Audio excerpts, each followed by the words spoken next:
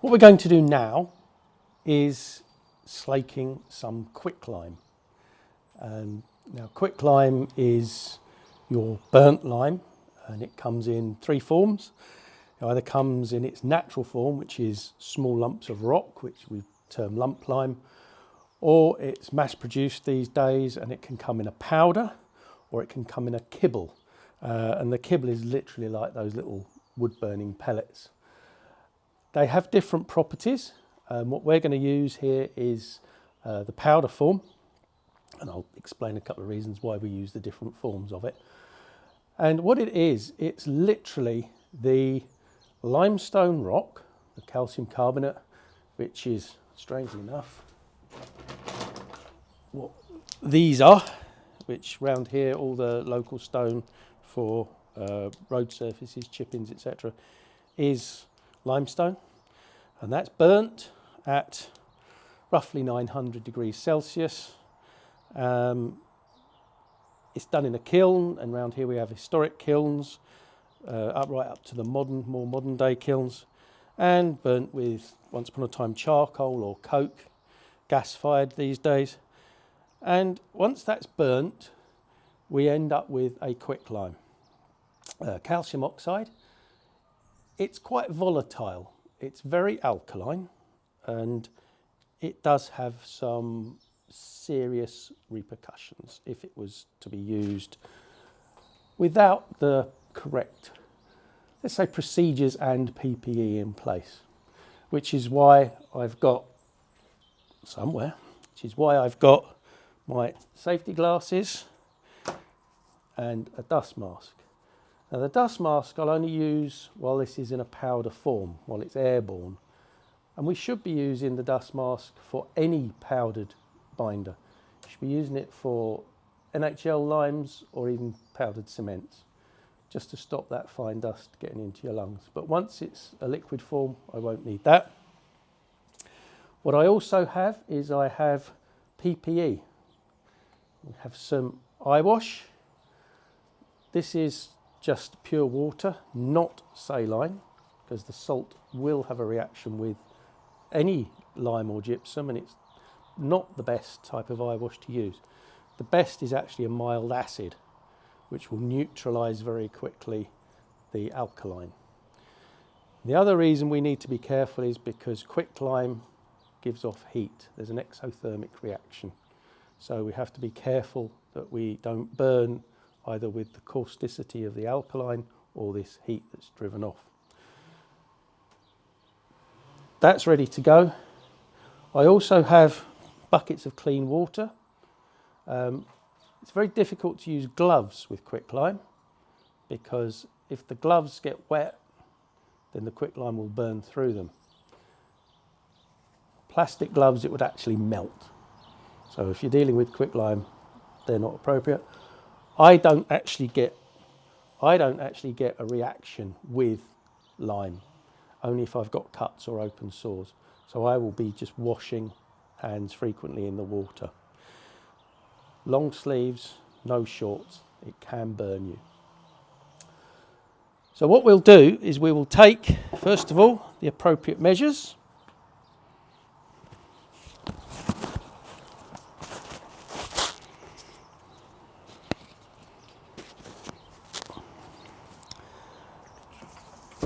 And what I've got here, if you can still hear me, what I've got here is ML90, which is a pure quicklime, high calcium quicklime.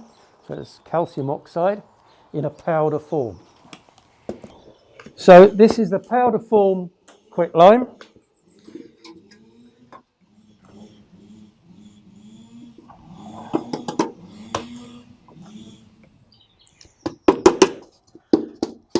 And what it does, it reacts with water, which is, we call it slaking when you're mixing anything with water. And that water will be absorbed as part of a chemical reaction, and some of the water will be driven off as steam when it starts the exothermic reaction. So it has to be sealed, it has to be kept in a sealed container.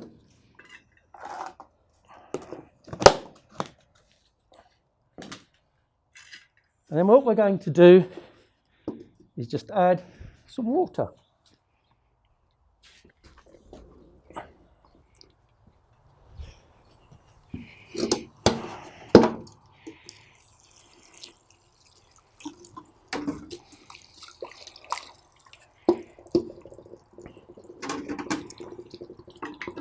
Instantly you see it boiling.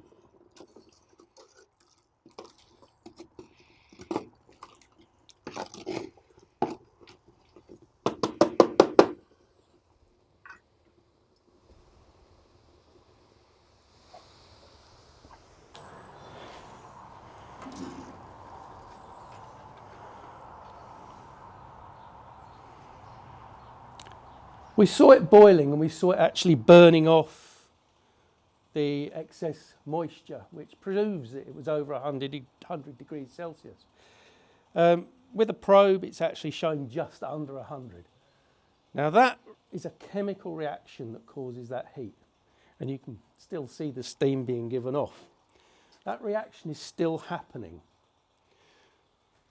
What you will also notice is it's absorbed. It hasn't driven all that off as steam. It's absorbed a lot of that water in the chemical reaction.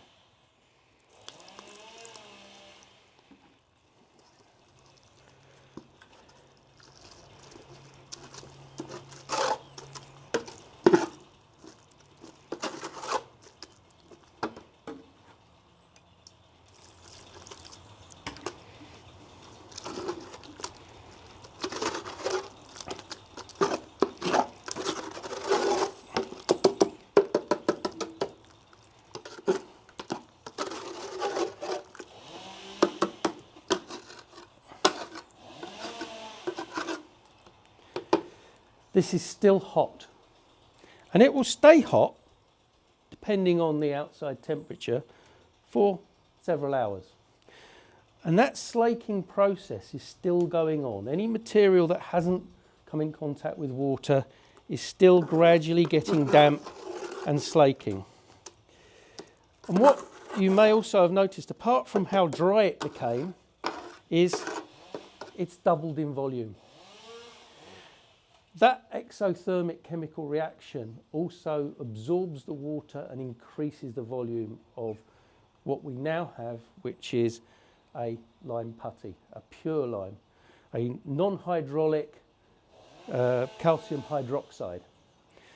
This now, if we leave this, that will actually stiffen up,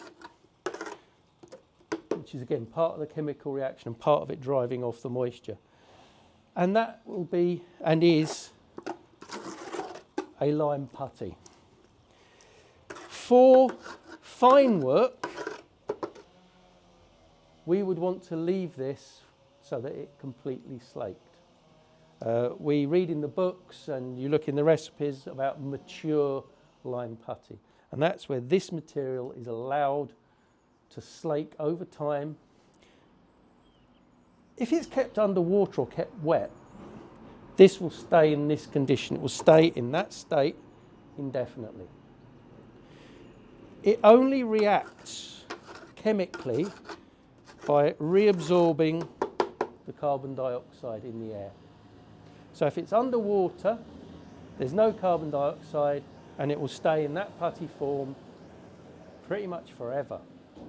It will stiffen up a little bit. What I've got here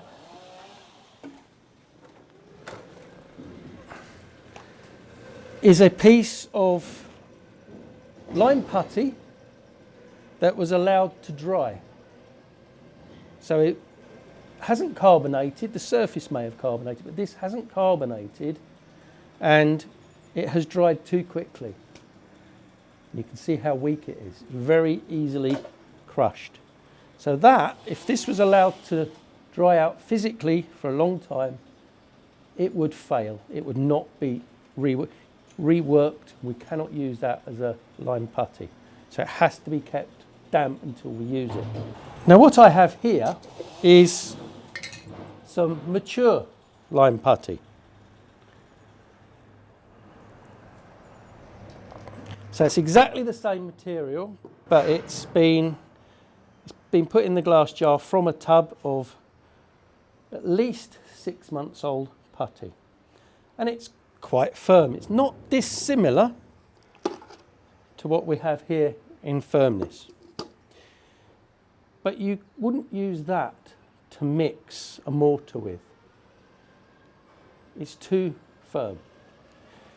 Now the magic. So this putty, which is pure lime binder, non-hydraulic lime, as you work it, as you put energy into it, that kinetic energy actually makes it more plastic. It's getting wetter. And this is the cautionary note for when we're working with mortars. If you don't work the putty, you then run the risk of adding more water instead, and you end up with a weaker, wetter mix. This energy that I'm putting in is what you have to do when you're mixing your mortars. So I say this is a pot of mature lime putty, and we have created exactly the same as a fresh, new, still warm. The other thing we can do with this is we can actually turn this putty into a lime wash. Ideally, you would add the water earlier.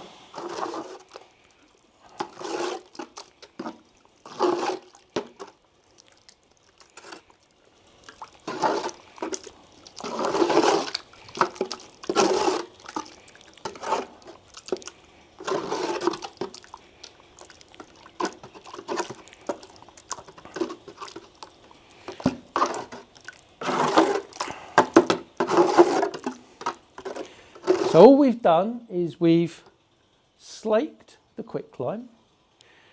We've added more water than we need for making a putty. This probably needs a little bit more. The sun gone in.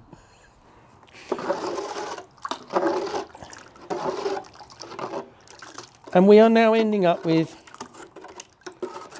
whether it's a single cream or a double cream, I don't do cooking, but we've now got a material, it's still warm.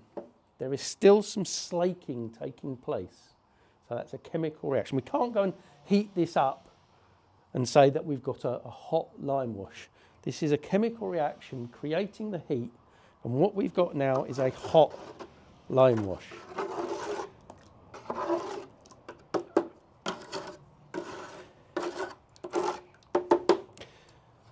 The advantage of having this ready quickly as a hot lime wash is that it sticks better than a cold lime wash. For some reason, I'm not a scientist, but for some reason, that heat that's generated, when you apply that to a wall, it sticks better, it etches itself. This will stick to impervious, non-porous, to cement, to concrete, better than a cold lime wash. You can also use it in colder weather. That's just about, yeah, I can touch that now, but it's still warm enough to use as a hot lime wash. So just to demonstrate with a standard pretty much masonry, it's messy. As you can see, it's quite a messy. I'm not going to do a lot with this.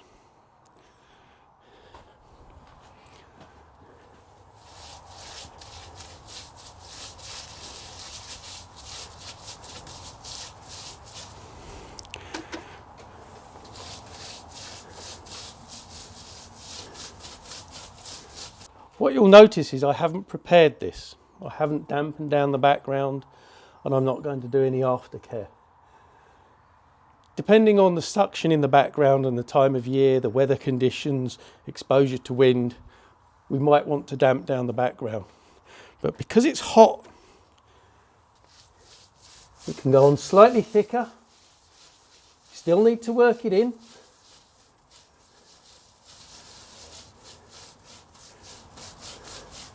And there you have a very cheap, very quick lime wash.